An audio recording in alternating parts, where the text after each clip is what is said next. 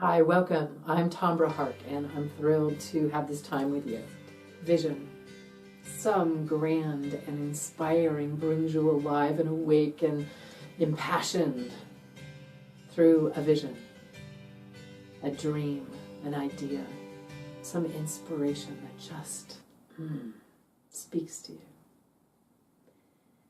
And then the expectation, perhaps, for instant manifestation, or expectations in general, or the places where the fantasy takes over and the vision gets muddy and distorted, or where judgments come in and start to tear down your capacity to believe in the vision, believe in yourself, believe in life, that the vision was actually offered to you and moved through you as a way to be expressed into life. When any of those things are at play, and sometimes when none of them are, the fantasy and the expectations and the judgment, that often some aspect of shame or unworthiness, I could never be the one to live that vision. But you are the one to live the vision if the vision woke up in you. So, what we're going to talk about, rather than focusing on fantasy, expectation, judgment, and shame, what we're going to focus on today is vision together with right structure and right timing. I'd like you to think about, or just to be in the ponderance of, a way in which you have an experience of a vision. The kind of vision I'm talking about is something bigger and more compelling, something that speaks from your soul's desire and wants to come to life through you. Let's take this metaphor of making a dinner. So this week I made salmon and corn chowder. If I just decided that I was going to make it and I had no idea how to cook, and I had no pots and pans, and I had no salmon, and I had no corn, and I had no onions, and I had no broth, the capacity to make it is zero nada.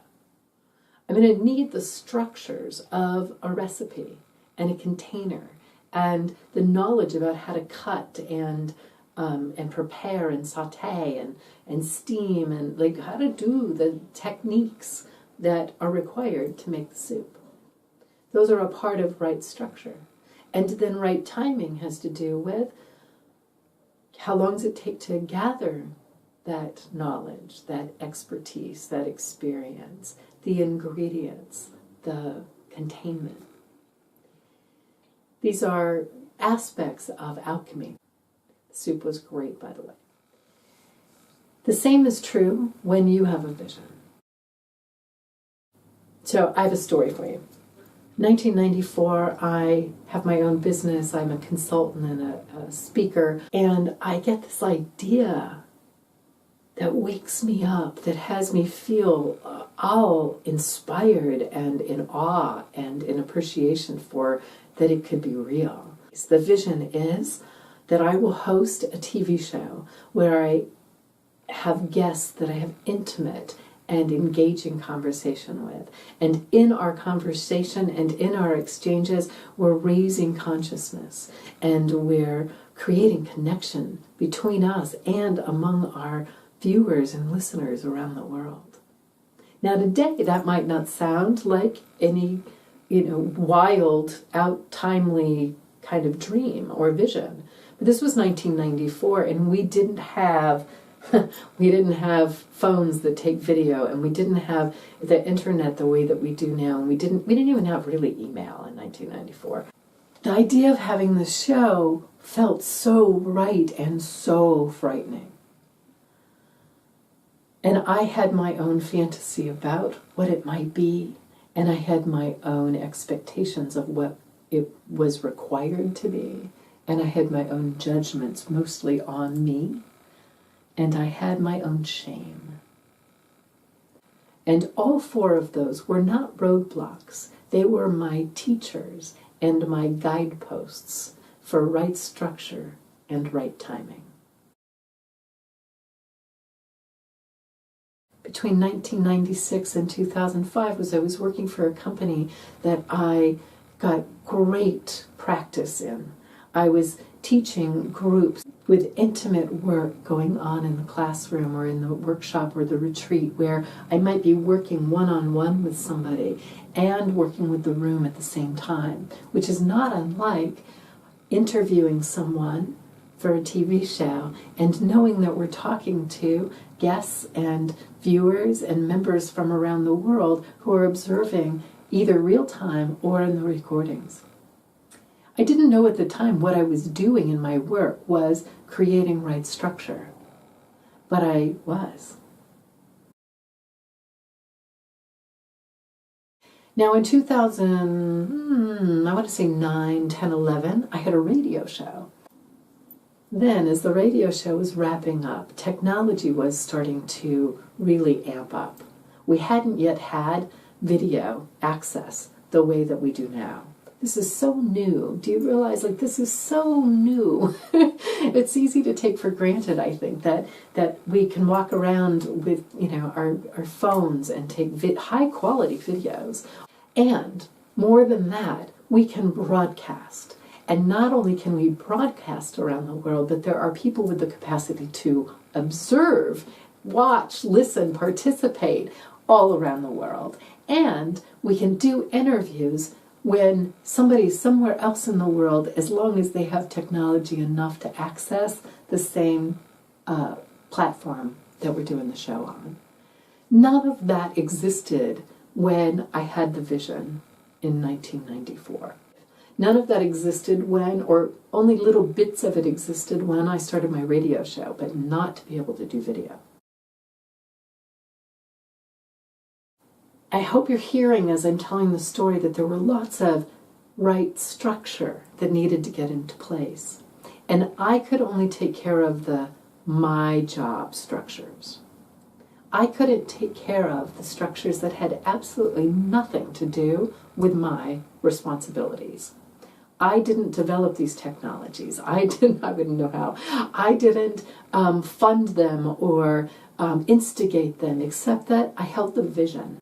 I held the vision, sometimes very tenderly, sometimes very privately, sometimes secretly. But I held the vision. In 1994, if I had gotten the idea that I would have to wait over 20 years before the vision would be realized, I'm not sure that that information would have been helpful to me. But 20 years was what was needed. I grew, technology grew, our audiences and our engagement and our understanding of how globally connected we are, technologically and otherwise, grew. Those structures needed the time for us to be able to integrate them and to utilize them. What I ask you is, what vision have you held or has just arrived? Something that wakes you up, that gives you spark, that has you alive with anticipation for who you can serve, who you can contribute to, what you can create, what expression you can bring. I'd love to hear about your experience of how you relate to that palpable, inspiring experience of a vision or an awakening or a revelation or an idea that brings you awake and that you want to live into. And all the things that go in to the time that expands you and grows you and holographically shifts your capacity to live into the vision more and more as each day comes. So, before I wrap, I want to bring this TV show story all the way to today.